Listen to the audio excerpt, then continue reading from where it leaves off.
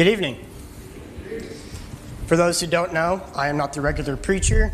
My name is Caleb Gray, and pretty sure this would be my second sermon being up here. If you would like to, quickly turn over to Luke 15:11. I'll start there in a little bit. A couple, I want to say months ago, we'll say months, I gave a lesson about why David was called a man after God's own heart. And I thought it went pretty well. All my family, all of y'all thought it was pretty well for those who said something. And I go over to my grandparents, most supportive people I've met. And I went up to my grandpa, and he said that was wonderful. He then told me to preach about what I am preaching tonight. And I wish and I hope he can hear it tonight. So now that you're at Luke 15:11, you should see that the title is the parable of the Prodigal Son.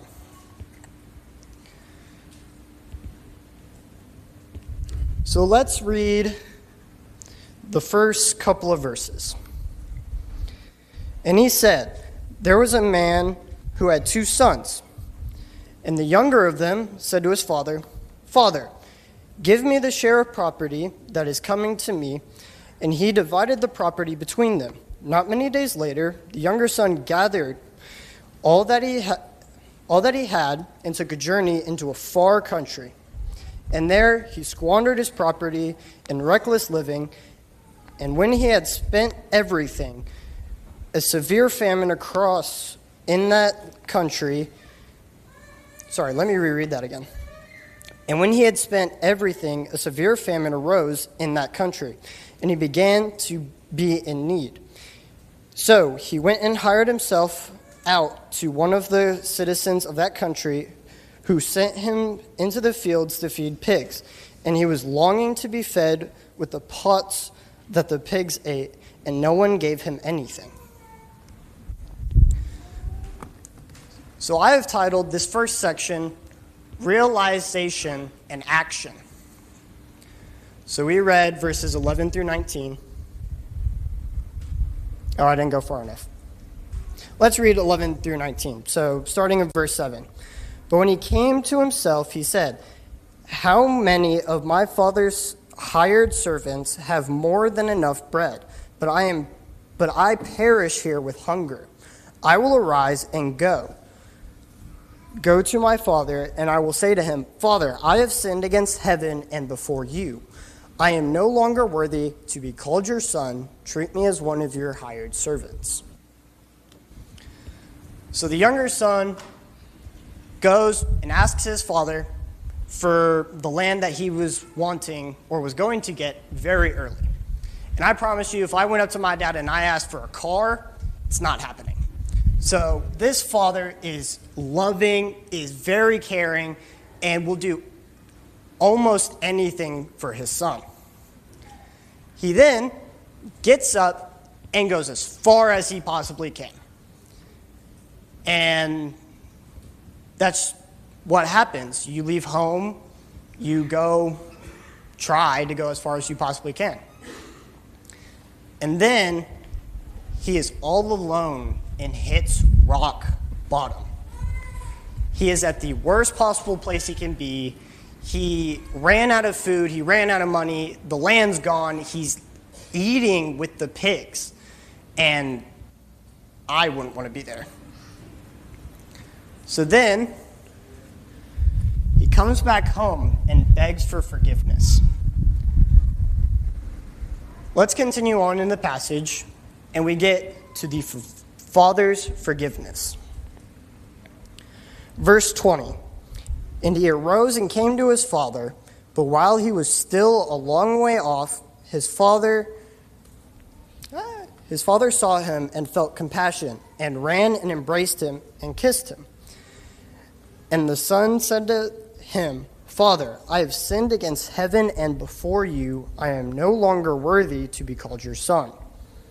But the father said to his servants, bring quickly the best robe and put it on him, and put a ring on his hand and shoes on his feet, and bring the fattened calf and kill it, and let us eat and celebrate.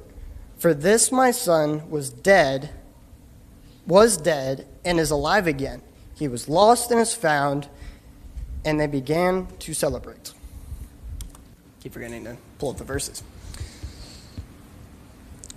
So the father sees his son and runs up to him. Probably the same reaction I would have if I haven't seen any of my family for a couple of years. He then tells his servants to bring the best to him, the best fattened calf, the best robe, and give him the best ring and the best shoes, and celebrate with a party.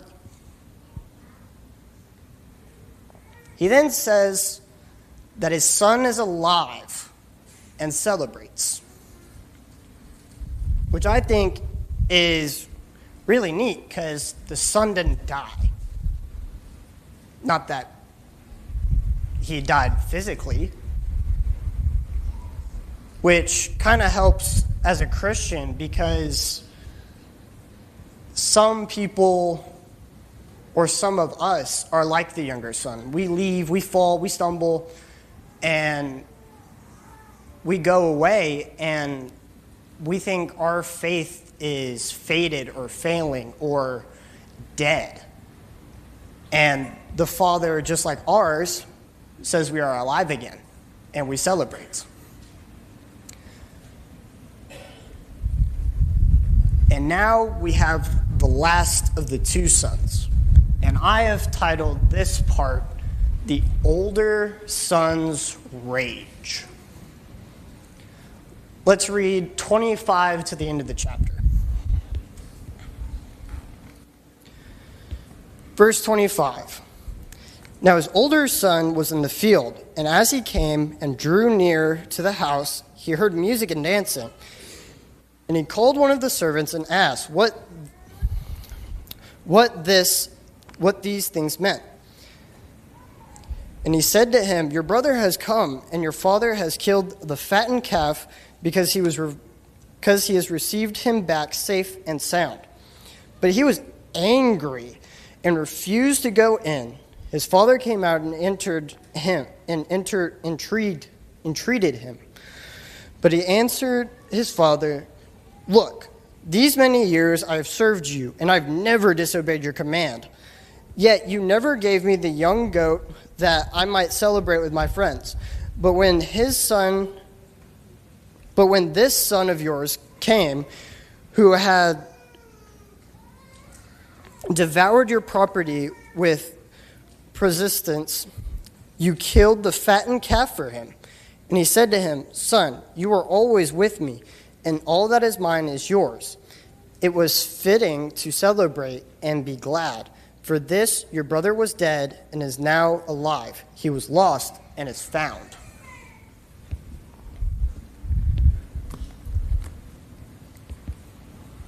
So the brother was working, and he comes up to the house, and he starts wondering. He's hearing music, he's seeing people dance, he's seeing all the flashing lights you would see in a rave, and he's wondering, he's like, what is possibly going on that I haven't seen ever? So then his father comes to talk to him.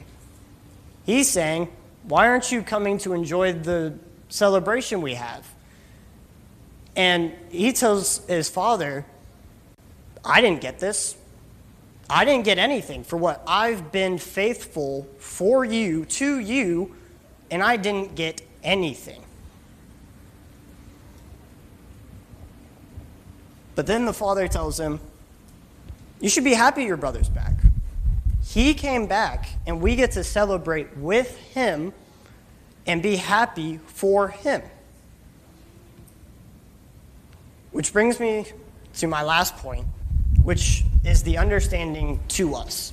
This is how I can at least see and put names with faces. We have the Father, who is God. We have the younger son, who is people who come back to the church, people who come back who understand that they fell and that they need to be saved again. Who, like when the father says in verse 32, it was fitting to celebrate and be glad, for this is your brother was dead and is alive. He was lost and is found. And then, which brings me to the last point, you have the older son, who is someone who could be very jealous or doesn't see the bigger picture. Somebody who could be a Christian for 2 years or 20, but somebody who's not seeing that you don't need the celebrations. You don't need to have big parties.